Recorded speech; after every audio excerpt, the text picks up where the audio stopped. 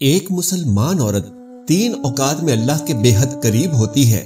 پیارے دوستو، اس ویڈیو میں بتائیں گے کہ وہ کون سے 3 اوقات ہیں جب ایک مسلمان عورت اللہ کے بے حد قریب ہوتی ہے۔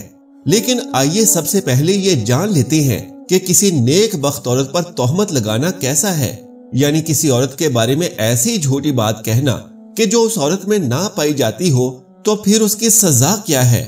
ایک مرتبہ ایک شخص حضرت علی رضی اللہ تعالی عنہ سے پوچھنے لگا کہ یا علی بتائیے کہ وہ کون سا مرد ہے کہ جس کی تمام عمر کی عبادت اس کے منہ پر ماری جائے گی اور وہ بغیر حساب و کتاب کے دوزخ میں جائے گا۔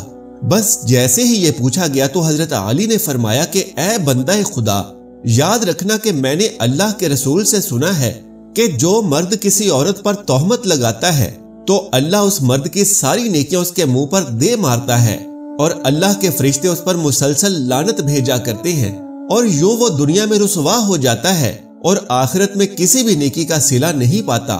وہ شخص پوچھنے لگا کہ یا علی، کسی عورت پر تہمت لگانا اتنا بڑا گناہ کیسے ہے؟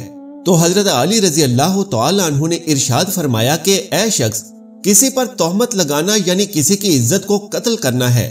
یاد رکھنا کہ اللہ کے نزدیک جیسے کسی انسان کو قتل کرنا ایک بدترین گناہ ہے، ویسے ہی کسی پر تہمت لگانا اس کی عزت اور شخصیت کو قتل کر دینے کے برابر ہے۔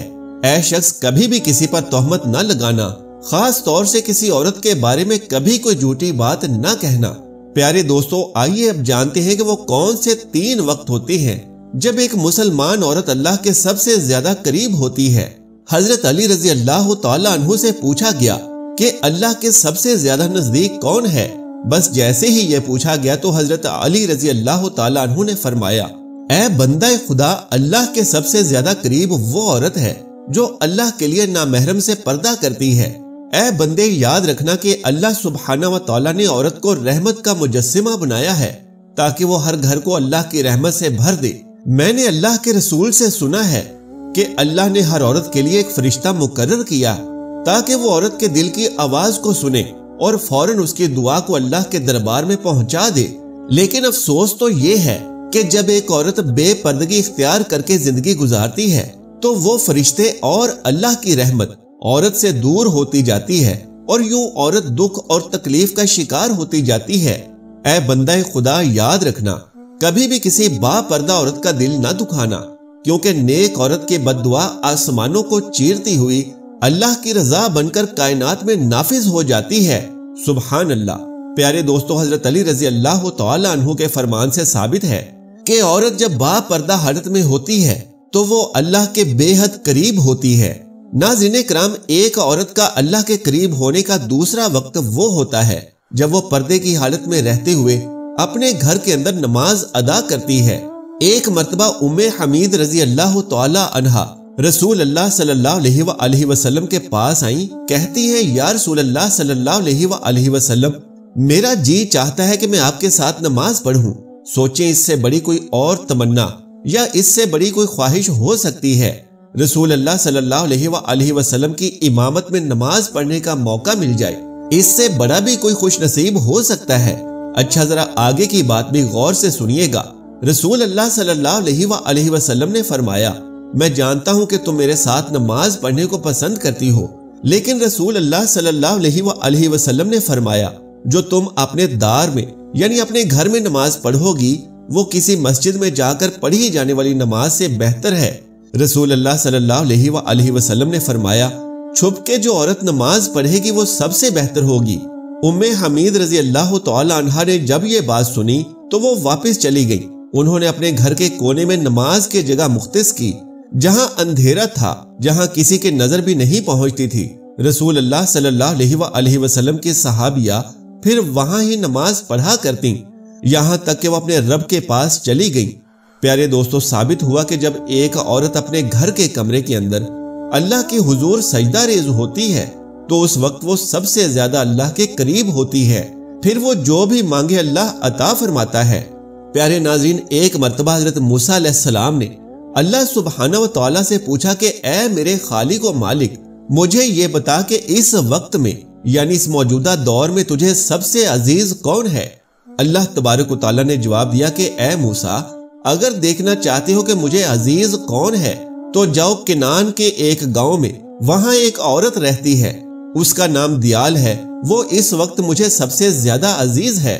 موسیٰ علیہ السلام کے دل میں یہ بات پیدا ہوئی کہ میں بھی اس اللہ کی عزیز بندی کی زیارت کروں، دیکھوں تو آخر وہ ہے کون، اور ایسے کون سے عمل کرتی ہے کہ جس کی وجہ سے اللہ کو عزیز ہے۔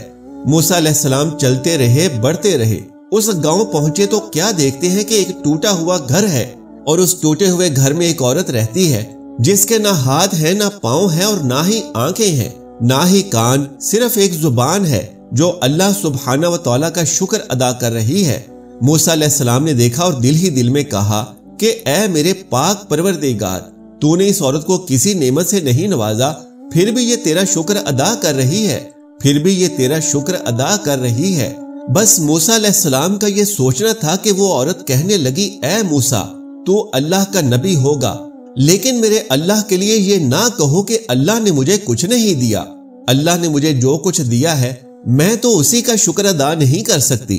تو حضرت موسیٰ علیہ السلام نے پوچھا کہ وہ کیسے؟ تو عورت کہنے لگی کہ اے موسیٰ، اگر اللہ مجھے قدم دیتا اور میں ان قدموں سے چل کر باہر جاتی تو یقیناً گناہ کرتی، لیکن اللہ مجھے عزیز رکھتا ہے، اس لیے ایسے تمام گناہوں سے بچا لیا۔